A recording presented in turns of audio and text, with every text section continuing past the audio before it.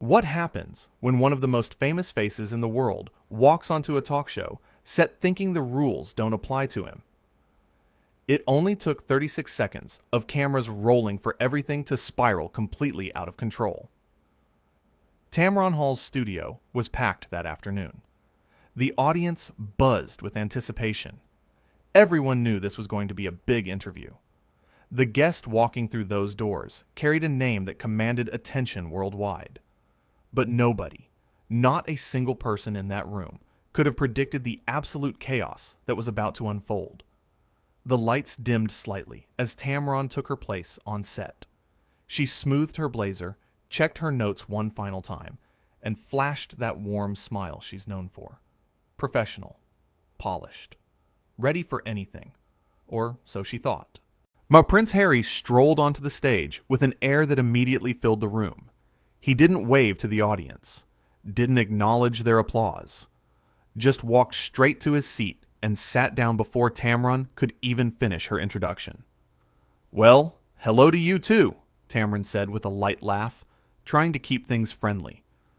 "Thank you so much for being here today." Harry shifted in his seat, barely making eye contact. "Let's just get this over with." The audience went quiet. You could feel the temperature in the room change. Tamron's smile stayed put, but her eyes showed something else. She was a professional, though. She pressed forward. "I have to say, we're really excited to have this conversation with you," Tamron continued, her voice steady and warm.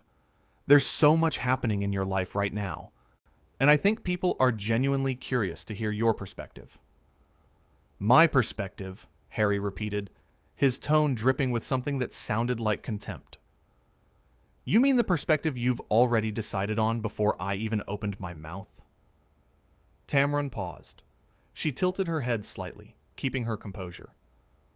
"I'm not sure I understand what you mean. We're here to have an open conversation." "Right," Harry said, leaning back and crossing his arms. "An open conversation where you ask me questions designed to make me look bad, and I'm supposed to sit here and smile through it." The audience members exchanged glances. This wasn't going the way anyone expected. Tamron took a breath.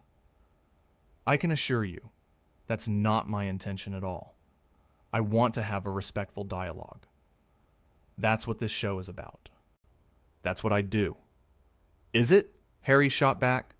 "Because from where I'm sitting, this feels like every other interview I've had to endure.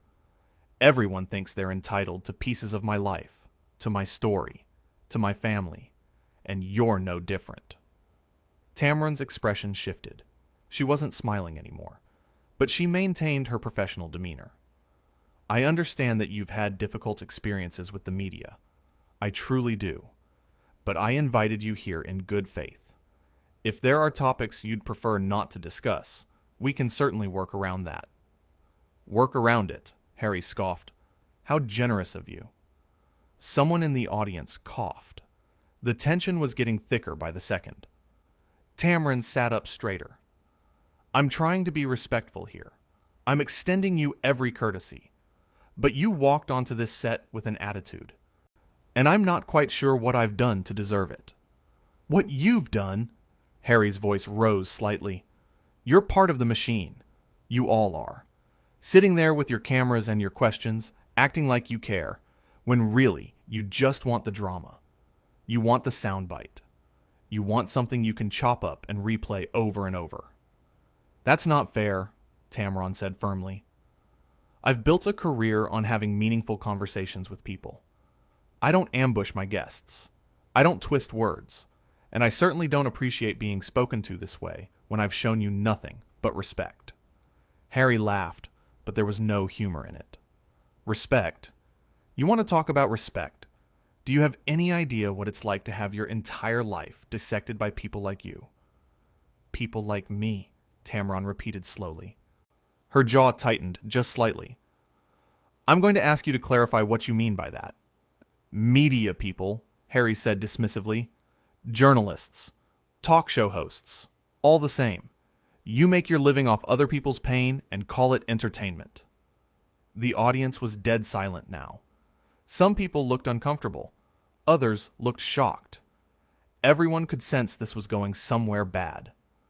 Tamron put her cards down on the table beside her. I'm going to stop you right there. I've interviewed countless people from all walks of life. People who've been through trauma. People who've overcome incredible odds. People who've shared their deepest struggles on this stage. And I have treated every single one of them with dignity and compassion. And I will not sit here and be lumped into some category you've created in your head about who you think I am. Oh, here we go, Harry muttered. The righteous speech. Excuse me?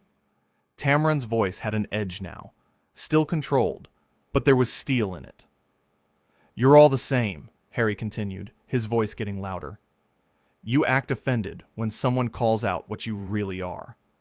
You hide behind this facade of caring, but at the end of the day, you're just looking for ratings. Tamron stood up. The movement was sudden enough that it caught everyone off guard. She looked down at Harry, her expression a mixture of disbelief and controlled anger. I have given you multiple opportunities to have a civil conversation, she said, her voice clear and strong. I have been patient. I have been understanding. But I will not sit here and be disrespected in my own house. This is my show. This is my stage. And you do not get to come in here and treat me like I'm beneath you. Harry stood up too, facing her. Beneath me. That's rich coming from someone who makes a living asking invasive questions. Invasive questions. Tamron's voice rose for the first time. I haven't even asked you a single question yet. You came out here with this attitude, with this chip on your shoulder, acting like everyone owes you something. Well, I don't owe you anything. Nobody in this room owes you anything. I didn't want to be here in the first place, Harry shot back. Then why did you come? Tamron demanded. Why did you agree to this interview if you were just going to come out here and act like this? Why waste everyone's time? Harry's face flushed red. Because people like you won't leave me alone. You keep asking, keep pushing, keep demanding access to my life, like you have some kind of right to it. Nobody forced you onto this stage, Tamron said, her voice cutting through the tension. You walked out here of your own free will. You could have said no. You could have declined the invitation, but you didn't. You came here, and now you want to play the victim. I am a victim, Harry said, his voice shaking with anger. I've been a victim of media harassment my entire life. And I'm sorry for that, Tamron said, and for a moment her voice softened. I genuinely am, but that doesn't give you the right to project all of that onto me. I'm not your enemy. I'm not trying to hurt you. I invited you here for a conversation, and you've turned it into a confrontation. Maybe because I'm tired of pretending, Harry said.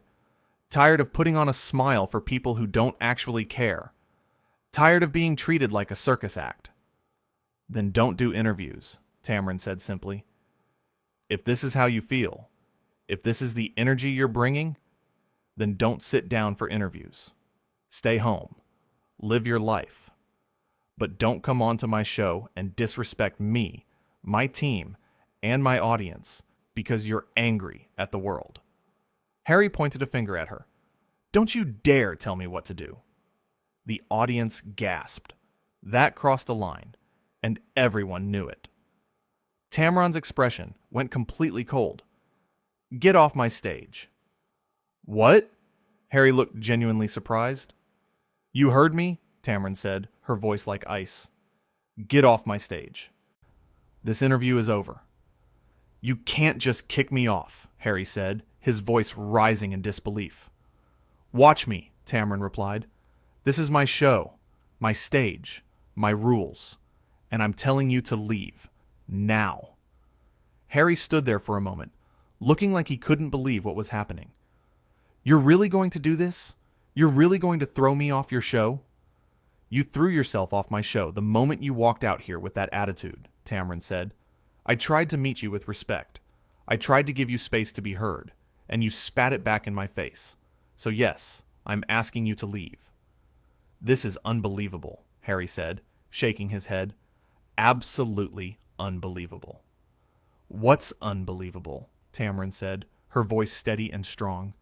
is that you thought you could come onto my show, treat me like garbage, and face no consequences. That you could insult me, insult my profession, insult everything I've built, and I would just sit here and take it. Well, I won't. I have too much respect for myself, for my work, and for my audience to let that happen. Harry looked around the studio, as if expecting someone to come to his defense. But the audience sat in stunned silence. The crew members stood frozen. Nobody was on his side. "You're making a huge mistake," Harry said, his voice dropping to something almost threatening. "The only mistake made here today was yours," Tamron replied without missing a beat. "You had an opportunity to share your story, to connect with people, to be heard, and you squandered it because you couldn't get past your own bitterness long enough to show basic human decency." "I don't have to listen to this," Harry said, turning toward the exit. "No, you don't," Tamron agreed. "That's why I'm asking you to leave. The door is right there." Harry started walking, his footsteps echoing in the silent studio. But then he stopped and turned back around. "You know what your problem is," he said, pointing at Tamron again. "You think you're better than everyone else. You think because you have this show, because you have this platform, that you can judge people. Well, you're not better. You're just another person making money off other people's struggles." Tamron didn't flinch. She stood there, arms crossed, looking at him with an expression that was almost pitying. "I'm not going to engage with that," she said quietly. "You can think whatever you want about me. But what happened here today, what everyone in this room just witnessed, that's on you, not me." "You. Whatever helps you sleep at night," Harry muttered. "I sleep just fine," Tamron said, "because I know who I am. I know what I stand for. And I know that I treated you with far more respect than you showed me. So if you want to leave here thinking I'm the villain in your story, go ahead. But everyone watching knows the truth." Harry's face contorted with anger. "You have no idea what truth is. You sit up here in your comfortable studio, asking your comfortable questions, never having to deal with real consequences. You don't know what it's like to have your privacy invaded, your family attacked, your every move scrutinized." "You're right," Tamron said, her voice suddenly gentle. "I don't know what that's like, and I'm not going to pretend I do. But here's what I do know. Pain doesn't give anyone a free pass to hurt other people. Trauma doesn't excuse cruelty. And whatever you've been through, however hard it's been, it doesn't justify coming onto my show and treating me the way you have." For a moment, just a brief moment, something flickered across Harry's face. Maybe it was recognition. Maybe it was shame. But it disappeared as quickly as it came. "I'm done here," he said flatly. "Yes," Tamron agreed. "You are." Harry turned and walked toward the exit. His footsteps were quick, angry. But before he reached the door, he spun around one more time. "This is going to blow up in your face," he called out. "You have no idea the mistake you just made." Tamron didn't respond. She just stood there, watching him, her expression unreadable. "Did you hear me?" Harry demanded. "This is going to ruin you." "Are you finished?" Tamron asked calmly. Harry stared at her, his chest heaving. Then he let out a bitter laugh. "You know what? Fine. Have it your way. But don't come crying when this backfires." "I won't," Tamron said simply. "Goodbye." And with that, Harry stormed off the stage. The door slammed behind him, the sound reverberating through the studio. For several long seconds, nobody moved. Nobody spoke. The audience sat frozen, processing what they'd just witnessed. The cameras kept rolling, capturing every moment of the aftermath. Then Tamron turned to face the audience. She took a deep breath, smoothed her blazer, and when she spoke, her voice was calm and measured. "Well," she said, a slight smile playing at her lips. "That certainly didn't go as planned." A few nervous laughs rippled through the crowd. "I want to apologize to everyone who came here today expecting a different kind of show," Tamron continued. This is not how I wanted things to go. This is not the conversation I hope to have. But I also want you to understand something. This show, this space we've created together, it's built on mutual respect. It's built on the idea that we can have difficult conversations with grace and dignity. She paused, looking around the room at the faces staring back at her. What you just saw was someone who came here not ready or willing to have that kind of conversation, she said. And while I feel for whatever he's going through, whatever pain he's carrying, I cannot and will not allow anyone to use this platform to be disrespectful. Not to me, and not to my team, and not to you, the audience who shows up day after day trusting us to bring you something meaningful. The audience began to applaud, softly at first, then growing louder. Tamron held up her hand, quieting them. I don't need applause for setting a boundary. I need you to understand why I said it. Because boundaries matter. Respect matters. And nobody, I don't care who they are or what their title is, gets to walk onto this stage. And forget that. More applause. Stronger this time. We're going to take a quick break, Tamron said, glancing at the cameras. And when we come back, we're going to reset. We're going to remember why we're here. We're going to remember what this show is really about. Because one person's bad behavior doesn't get to define us. She looked directly into the camera, her gaze steady and strong. We'll be right back, she said. The lights shifted as they cut to commercial, but even off camera, Tamron stood there for a moment, collecting herself. Her team rushed over, checking on her, making sure she was okay. She assured them she was fine. More than fine. When the cameras came back on, Tamron had regrouped completely. She addressed the situation briefly, acknowledging what everyone had just witnessed without dwelling on it. Then she moved forward, bringing out another guest who had been scheduled for later in the show. The conversation was warm, engaging, everything the earlier segment should have been. But everyone watching knew they'd witnessed something significant.